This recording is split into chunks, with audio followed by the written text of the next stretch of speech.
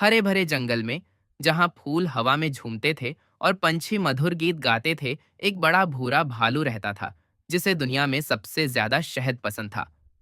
एक सुनहरी सुबह वह जंगल में घूम रहा था जब उसे हवा में मीठी खुशबू आई।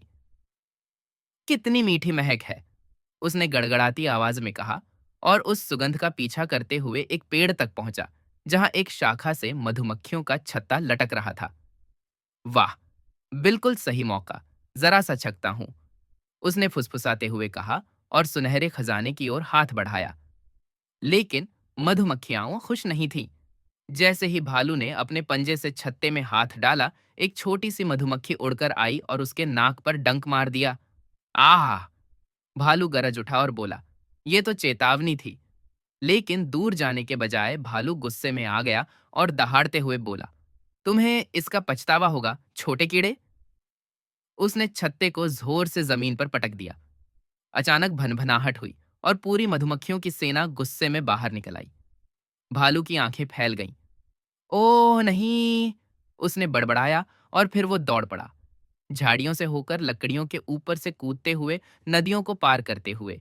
जहां जहां वह भागा, मधुमक्खियां उसका पीछा करती रहीं, जोर जोर से भनभनाती हुईं और उसकी पीठ, कान और पूंछ पर डंक मारती रहीं। बाकी जानवर हैरान होकर देख रहे थे कि कैसे ताकतवर भालू एक डरे हुए छोटे बच्चे की तरह भाग रहा है। आखिरकार वह कीचड़ से भरे तालाब में कूद गया और मधुमक्खियां भन भनाते हुए उड़ गईं, उसे गीला, गंदा और दर्द से कराहता हुआ छोड़कर। भालू एक पेड़ के नीचे चुपचाप बैठ गया, अपनी नाक मलते हुए। उसका दिल अभी भी तेज तेज धड़क रहा था। मैं तो बस थोड़ा सा छकना चाहता था, लेकिन एक डंक की वजह से मैंने सब कुछ बिगाड़ दिया, उसने आह भरते हुए कहा। तभी एक बुद्धिमान हिरण वहां आया और धीरे से बोला, एक छोटी सी चोट का मतलब ये नहीं कि तुम सब कुछ नष्ट कर दो। भालू ने सिर हिलाया और कहा, मैंने अपना सबक सीख लिया है, अगली बार धैर्य रखूंगा और अच्छे से मांगूंगा। कुछ दिन बाद भालू फिर उस पेड़ के पास आया, इस बार शांति से भरे दिल के साथ। वह छत्ते के पास बैठ गया, बिना छुए।